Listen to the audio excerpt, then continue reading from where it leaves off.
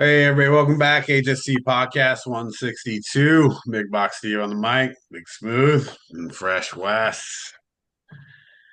Coming into the first week of NFL, second week, well, maybe third week, whatever you want to call it, college football. And then we'll wrap up with our movie reviews. So let's get it started with college football. Just a little recap of week one. And got to give it up here for you guys. Ohio State, Texas. This is the all over media, right? Arch Manning is all of a sudden the worst quarterback in the world. But going into Ohio State, playing them at home, his first start really on the road. Ohio State goes in, beats Texas 14-7. You guys both had Ohio State. What happened there with Texas? Give me a little overview here. Well, it's like I said last week, it's nothing against Arch, but it's his first real test and he's playing in Ohio State. And that's what's crazy to me. It's like all these people, oh, Arch Manning's a, a transcendent and all this.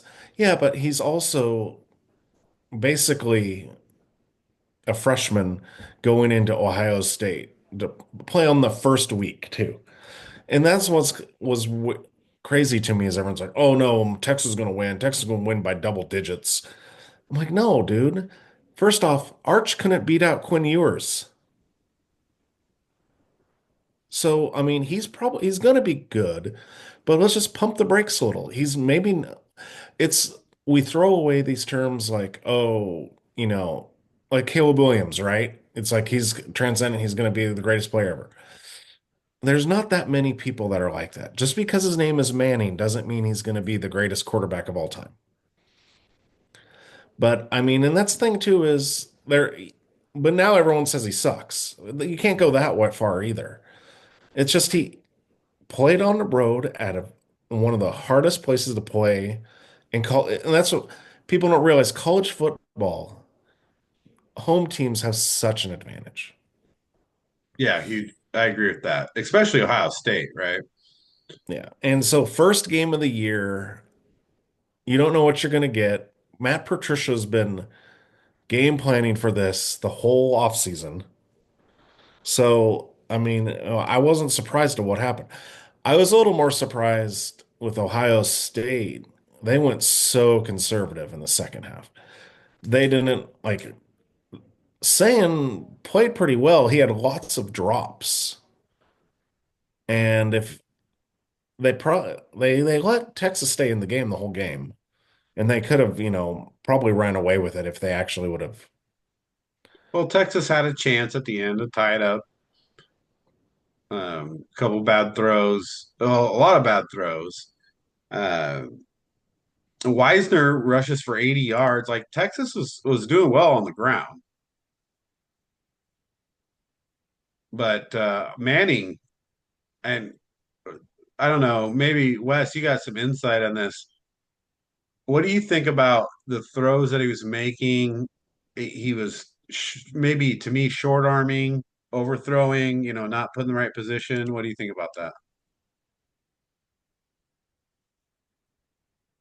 Um, on the crossing routes that I saw, he screwed up on two of the crossing routes that would have, one of them was for a touchdown, and the other one would have been for a first down. And then, they couldn't convert. Um, it seems like he's at first beginning of the game, he underthrew a couple receivers, and then he overcompensated on some of these throws. It looks like he didn't have a lot of touch on the ball. Uh, uh, I just think it's nerves. It's not an easy place to go in for your first game. Or it's this third game, but your first big game. Ohio State's going to be motivated, and Ohio State has, they have NFL, you know, players at the cornerback position, the safety position already. So their defense played really good. It just I think all the pressure kind of maybe just got to him. Um, but It kind he some it of his did seem throws like that a little bit. some of his throws were pretty bad. The touchdown was a nice throw. Threw that lays a 40-yarder down this seam that was the arm talent's there. I think what I was surprised about is his accuracy and the velocity that he was throwing with. It seems like he was trying too hard in the second half. He had to take a little bit off the ball. He's trying to spin it too much. For me, when I was watching him, it kind of looked like he was pitching to Barry Bonds, right? Everything was low and away or high and outside. Like nothing was close to his receivers to where they could, make a catch on the run or catch in stride. The touchdown catch, that was nice. I think that was great on the receiver. There was one good throw on that sideline on the second drive or the last drive.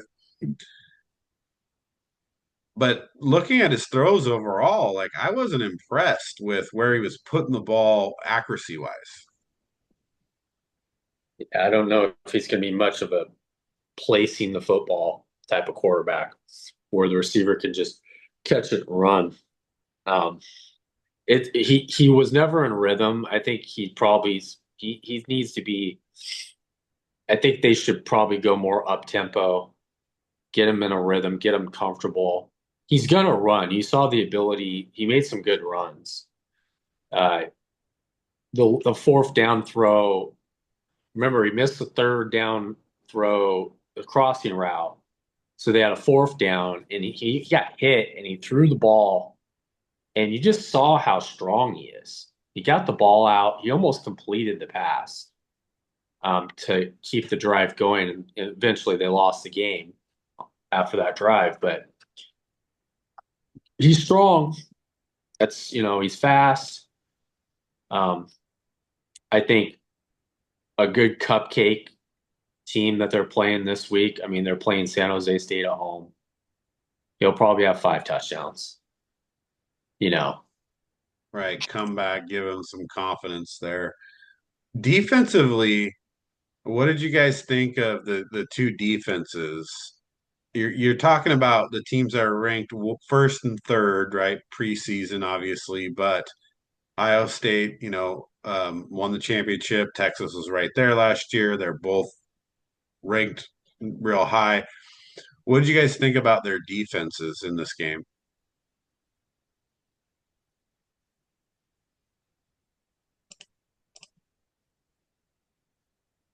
I felt like the offenses were really vanilla, so it's hard to judge the defenses right now because I felt like both offenses were trying to make it so their quarterbacks wouldn't lose the game and not win it.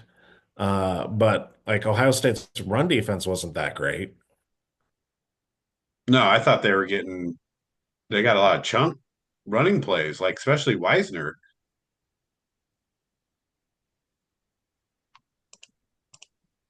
yeah. I mean, Wisner. I mean, he has some really good runs, tough runs. They kind of opened up the middle on them in the second half. But again, when you're just protecting the back end, I mean, you're kind of like you'll give up some of those runs, and they're like once you get inside the 20, it's like okay, we got an experienced quarterback who's under a lot of pressure, you know. So I mean, Texas defense. I wasn't surprised about how Texas defense played. I mean, they have just so many. They have transfers that are pretty much, you know, already, NFL players in a sense. But Ohio State's defense, they got a lot of good players too. Well, I thought, I talked about that last week where I thought, Tate would need to make a big play. or a couple of big plays, and he made ultimately the game-changing catch, which was an amazing catch. But really, just 14-7, it didn't look great on both sides of the ball for both teams. And I agree with Derek in the sense that, there was a lot of drops on Ohio State, and maybe that's just first week getting used to each other. And then a lot of Texas was, in my opinion, Arch Manning missing a lot of throws. So, Oh, and stupid fourth down calls. oh, well, I mean, yeah, the play calling was just crazy. I don't get it. Okay, so I get it that the Philadelphia Eagles are great at the tush push, right? And the quarterback sneak, whatever you want to call it. Why not just line up, hand the ball to Wisner, and let him get a yard, or run it in for the touchdown? Like that was to me, those are bad play calls. Well, because Sarkisian's such a great play caller, right? We all have to pat him on the back that he's the greatest play caller. Him and his motions, and you get the announcers complaining in the first half. Well, it looks like Texas not doing a lot of motion. I don't understand. Usually, he's usually such a genius. He's like Bill Walsh. You know, I'm getting a little sick of hearing how great of a play caller is. He's he has not won a national championship. He was in position to win a national championship, and he got beat by a Pac-12 school. Well, he With all also had horrible play calling last year in the playoffs too, right? playoffs, it's like it's he's got great players. Right. He's got the best. He has almost every year. Texas has the best recruiting class on both sides of the ball. I mean, of course, teams have like Alabama, Texas, um, and you know he's a good enough coach, but everyone's got to pump the brakes on the quarterback. The tush push was ridiculous. He's not, Arch Horrible call. Manning is not Jalen Jalen Hurts here. Well, Well, yeah. you Why wasn't there any like play action fake rollout where you can roll out and then option of either running the ball right for for 1 yard Arch, or right? dumping it to a tight end or something? Yeah. That's the thing is like you already had an earlier quarterback sneak where you saw that it wasn't going to work, right? That's what gets me. They quarterback sneaked already, which I don't think they got it, but I think they gave it to him, right? And then you didn't get the first time, and you're going to run it again. To me, that's just that was bad play calling. And Ohio State, you got to give it to them still. They won the game. You guys got that one. And another one here. So before we go to next week, let's just talk about LSU Clemson because LSU has jumped the ranks, right? When you look at where they're at, both in AP, both in coaching, LSU, yeah, you beat who was ranked number 4, Clemson, but now they've jumped up to 3 and 4 and respectively in both rankings. It was still a close game in the end. Like Clemson had a chance to go down and tie it. They couldn't get it done. How good is LSU? Are they a top 5 team? What did you guys see in that game?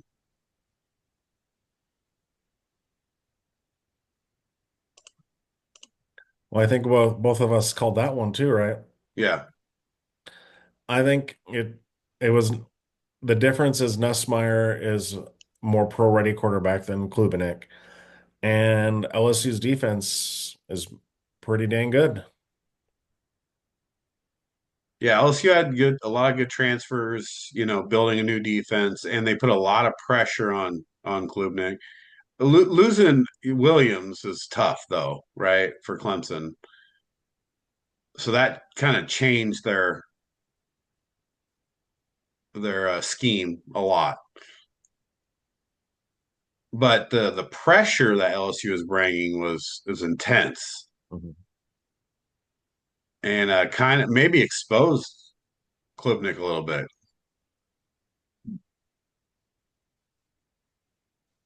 Yeah, a lot of talk about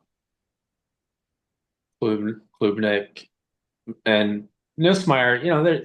There was a little bit of, you know, what position, what is it, first round, what quarterback, where would he be taken in the first round?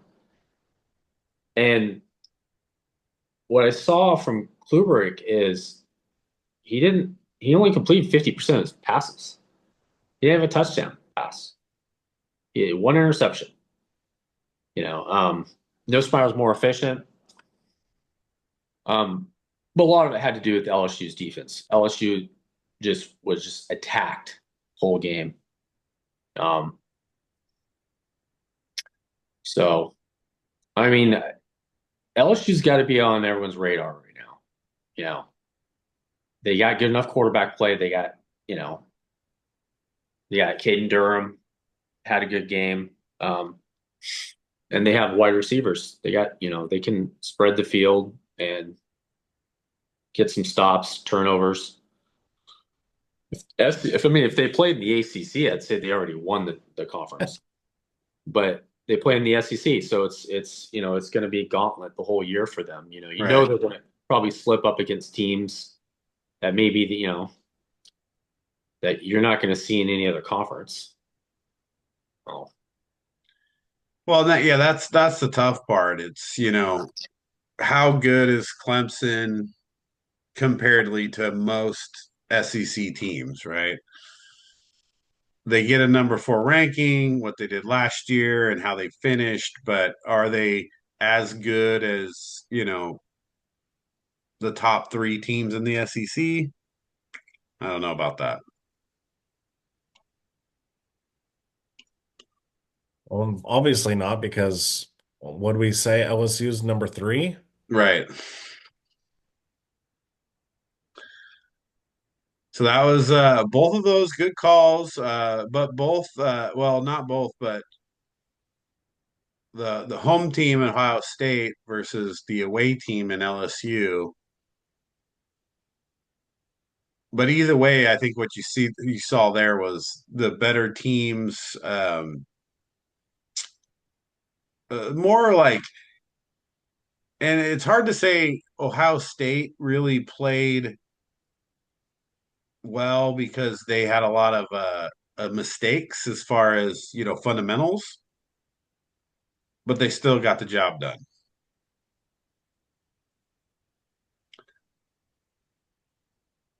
So that was a tough one, but Ohio State comes out with the win.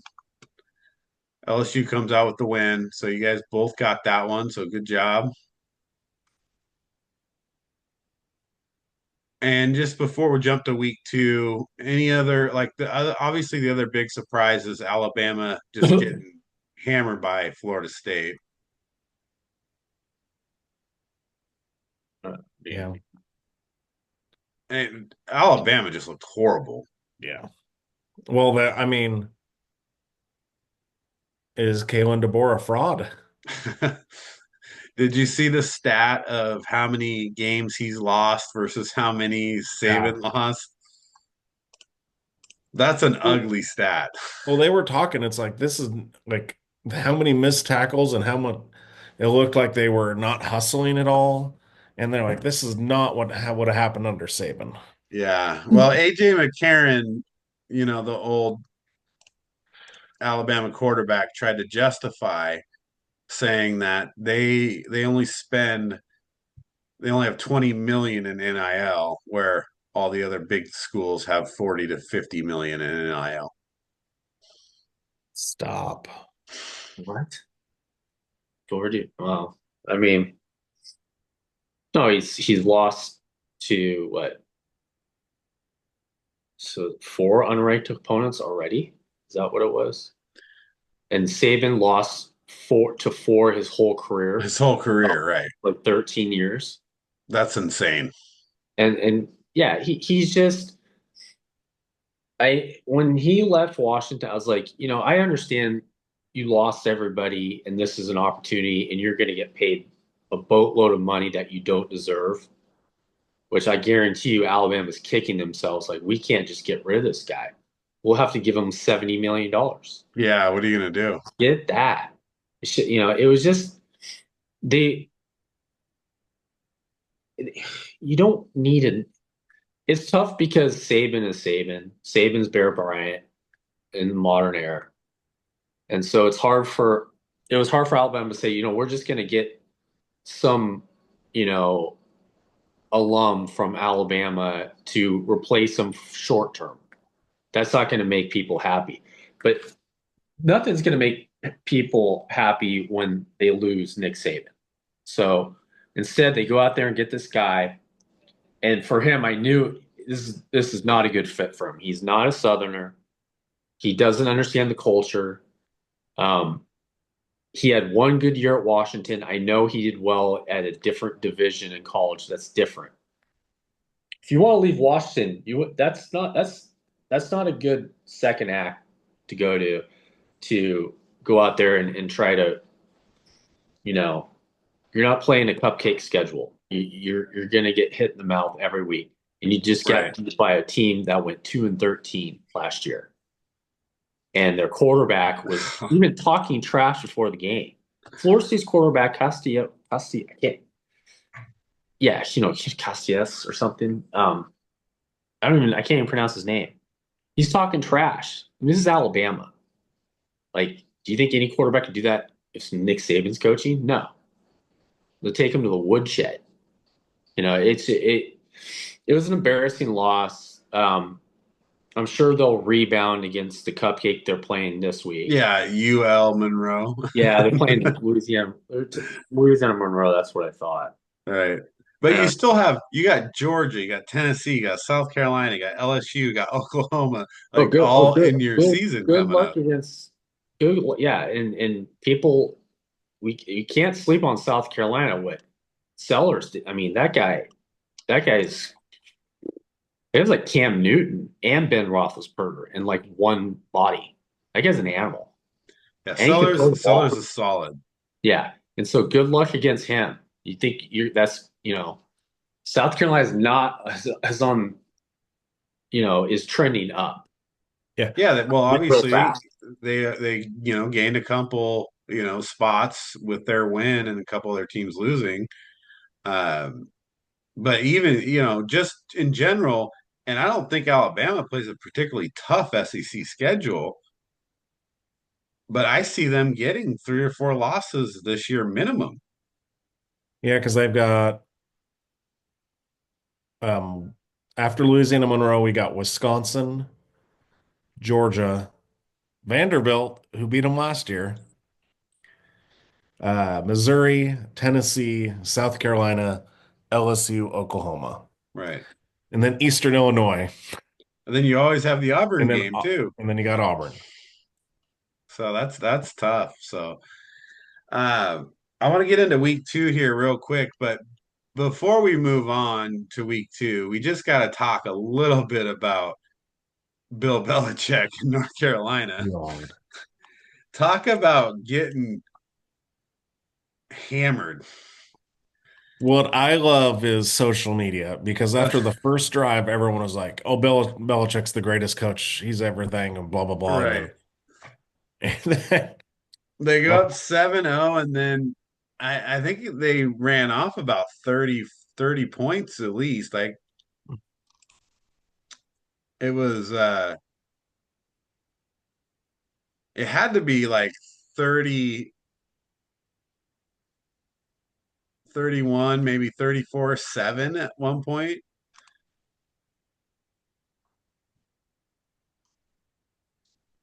Yeah, because they ran off 20, 27, 34 points in a row.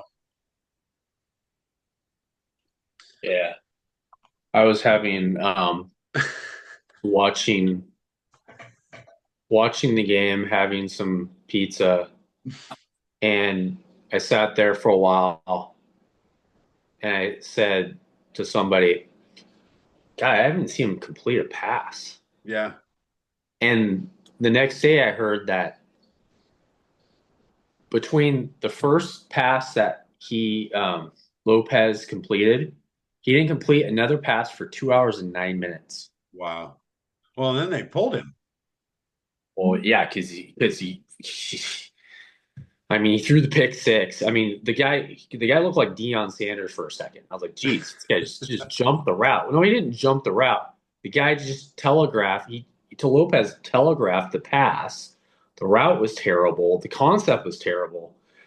The whole game was terrible for North Carolina. I mean, if they would have tried, they probably could have tripled their total yardage. I mean, they had 222 and TCU had 533. If they would have kept the gas on, Right. they would have tripled their total yardage. They had 1 and 10 on third down.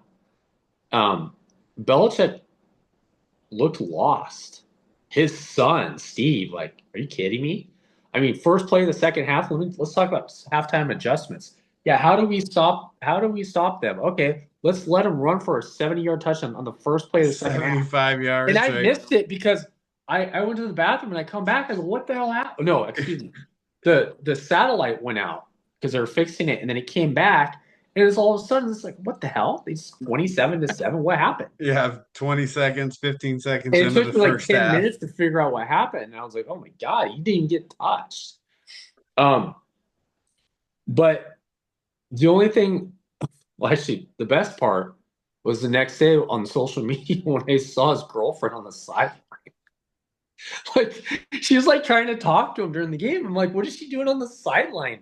What is she? Is she the team therapist? I mean, good luck there because The a lot dude of is whipped, and oh God, he's not the same. He's not Bill Belichick he anymore. did a He's super. an old man going after the young girl and letting her do whatever she wants. Look, He was doing selfies before the game. right.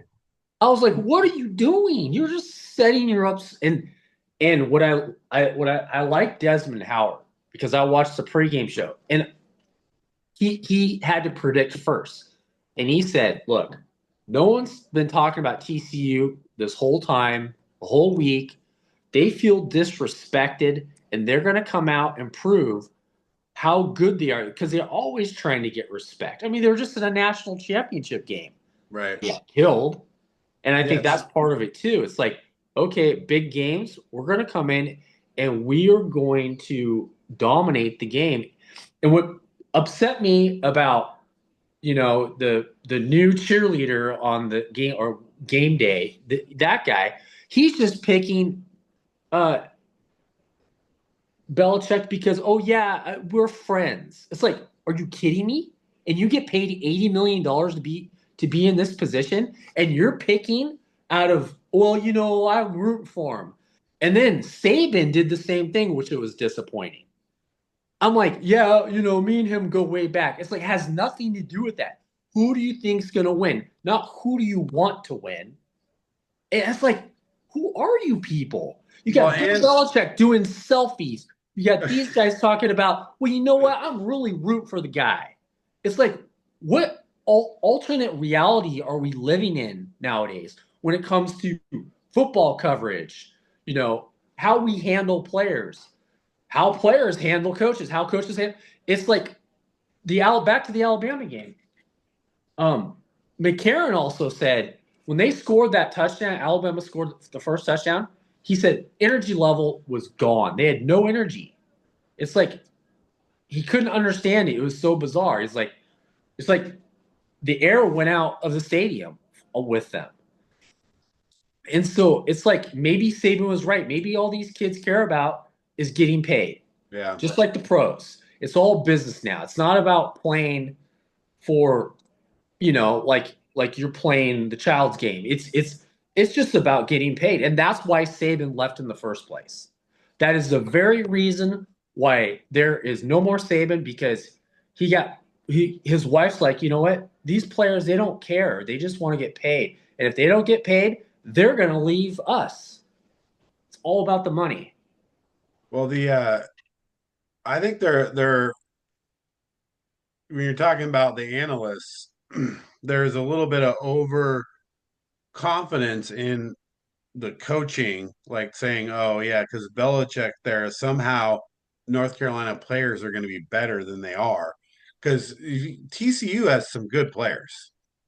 Their quarterback Hoover, Yeah, Hoover's he did. solid. Their running back solid. They And North always Carolina just doesn't have great players, so there's no way they win that game.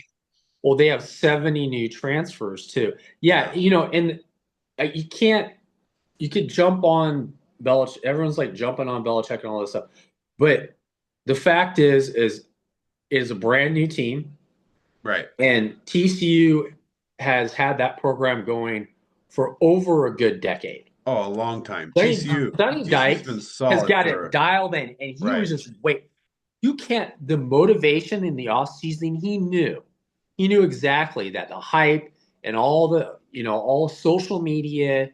He knew this is our opportunity to pounce on them. Yeah. And he The said it in the press in the post game. He's like, you know what? We just felt disrespected. you know what the funniest meme though was? Was the There's a lot of 48-14 difference was the same as the age gap of Belichick and his girlfriend.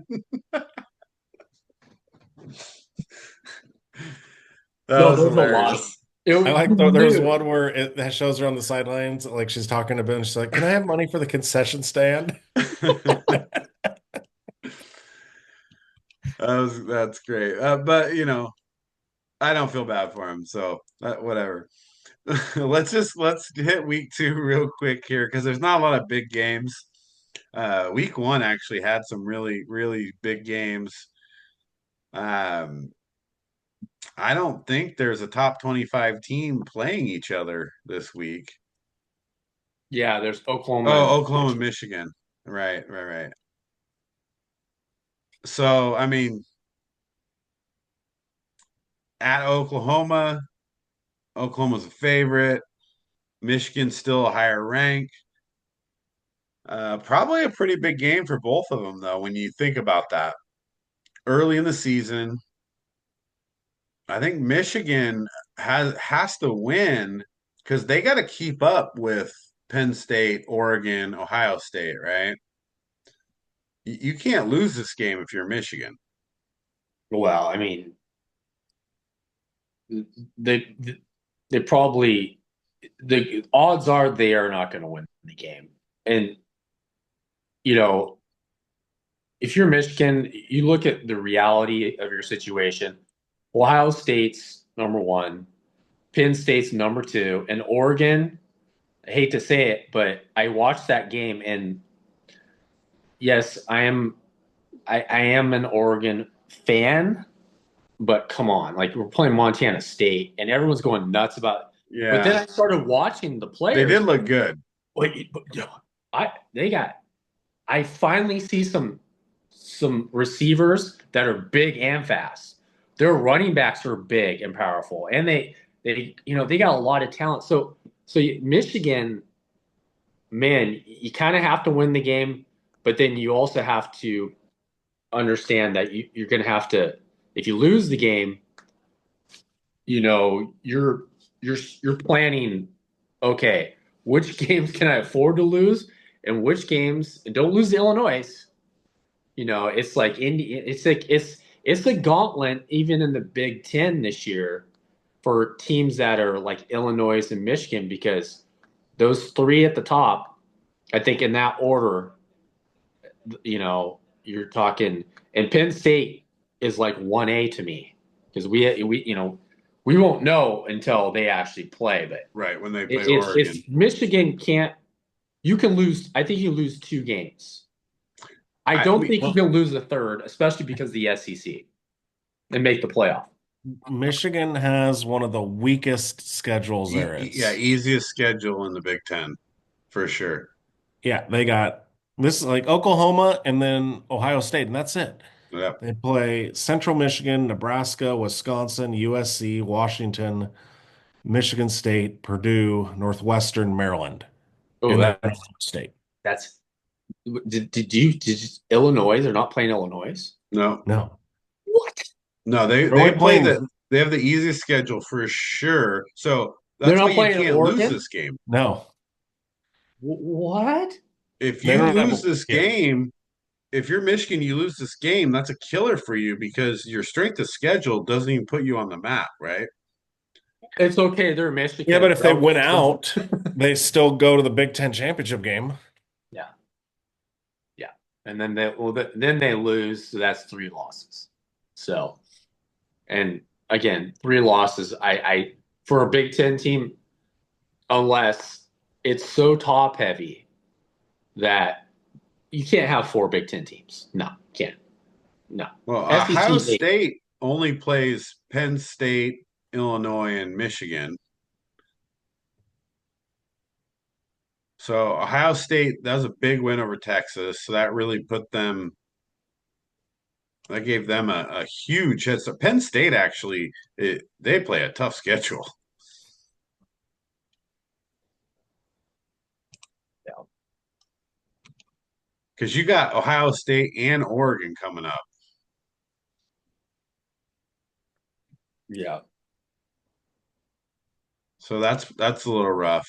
But to me, like Michigan, yeah, you can lose this game and still be in the hunt, but this is a big game for them.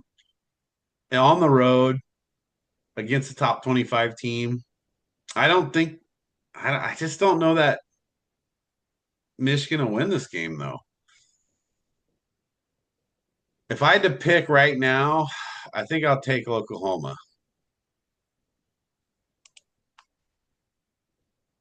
Yeah, I'm taking Oklahoma. Yeah. Yeah. Well, it's because, Underwood's a freshman going into his second game against Oklahoma in Right. Oklahoma. In Oklahoma. I think they're a little more seasoned. They Oklahoma plays a real tough schedule. They got LSU, Tennessee, Alabama, Ole Miss, South Carolina, Texas, and Michigan.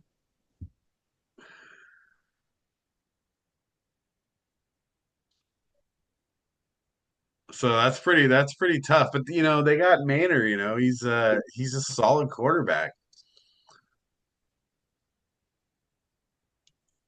So I just don't see Michigan being able to outscore Oklahoma at Oklahoma.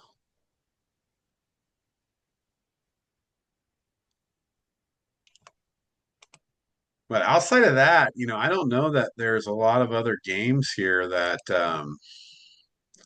well, let's just talk about Florida just because Derek, we know you're the huge Florida fan. You come into a little bit of kind of a tough game. I know you're a big favorite, but South Florida coming off the beating of Boise State. Well, that just might be how much that's what that game showed that Genty deserved the Heisman. He was carrying them. I Well, think so. it's just them going to Florida is so bizarre in the first place. I mean, it's like you're gonna go play South Florida. Like, why isn't South Florida coming to play you? I mean, Well, and it's in Gainesville. No, he's talking about South yeah, Florida. yeah. Yeah, Boise I'm State. just, Yeah. yeah. It was just, but South Florida, yeah, they look good, but they always have talent. It's just, can they put it together? And they did against Boise State. Um, what's the quarterback situation for Florida? Is he gonna play? Oh yeah. I mean, he they pulled him in the second half because he didn't need to play. I didn't. I Prob- didn't see, I didn't see that game. Oh yeah, it wasn't even a game. Well, they were playing Long Island. Yeah. But here's the thing. This is a tough game because after this, they play LSU, Miami, Texas, Texas A&M all in a row. Yeah, and then Georgia, and then Ole Miss, and then Tennessee. Why Yeah. does Florida always have the hardest schedule? Yeah. That's Well, right now, one, two, three, four top 10 teams, and then another four top 25 teams. So they're playing 8 teams in the top 25.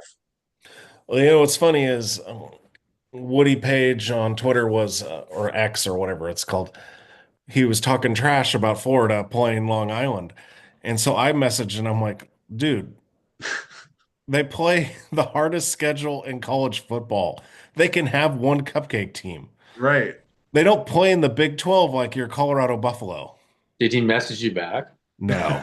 Of course he did. That would have been awesome. It it Maybe he's seems a though listener. like every year Florida plays a real tough schedule though. Yeah. Yeah, last year they had Texas, LSU, Ole Miss, Georgia, Tennessee, Texas A&M, Miami. So pretty much almost the exact same teams they're playing Yeah. again. Well, they only have four non-ranked teams on their schedule, right? Long Island being the first game, but South Florida, that there's nothing saying that's going to be an easy game, right? Right? Mississippi Mississippi State, State and Kentucky. Kentucky. So nothing easy about that.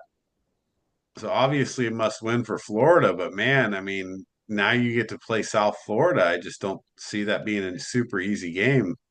Well, that's thing is, okay, I know it won't happen, but if Florida manages to go like 9-3 in that schedule, couldn't you look at them over a team that has two losses in the ACC? Yeah, you'd think about that. If that actually happened, DJ Lagway would be in New York. I mean, He that's might. just, oh yeah. I mean, he's good. I think he's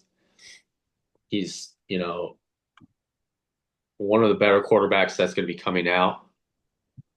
But come on, that's just brutal. That's not even fair. At least they don't play South Carolina. It and now they're going to go to the nine. They're going to play nine conference. That's what I don't like about these super conferences. It's like I wish it was still the old way where you just had 8 or 10. SEC is just brutal. Well, and then if you look, okay, so they got four non-conference this year. Two of them are Miami and Florida State. Yeah. Yeah. Did you see the proposal where they split like 8 conferences or 10 conferences into 8 teams or something like that?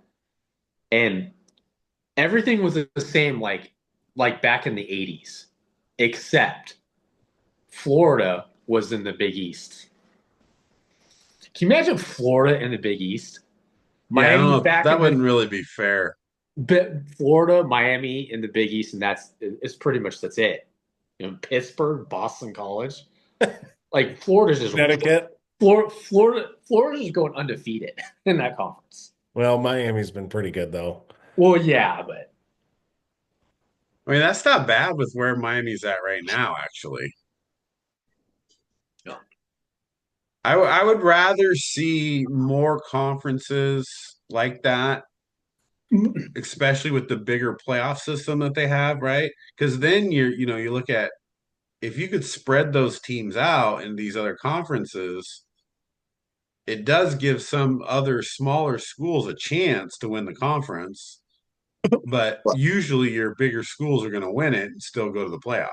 And you can have 8 conference champions, and then you Right. have 8 at larges. Well, I talk video games here, but yeah, on NCAA football, I've done that before where I will custom the conferences and I'm like, we're bringing back the Big Eight Right. and I put all the Texas schools Yeah, it's with Southwestern Conference. Nebraska and Oklahoma and Arkansas, and then I put like the original SEC and then put them like back into where it's just Yeah, bring the Pac-10 back to where it's supposed to be. I mean, yeah. that's what you need. I don't like these personally, I don't like the huge conferences with everybody, all the good teams in the SEC and the Big Ten now.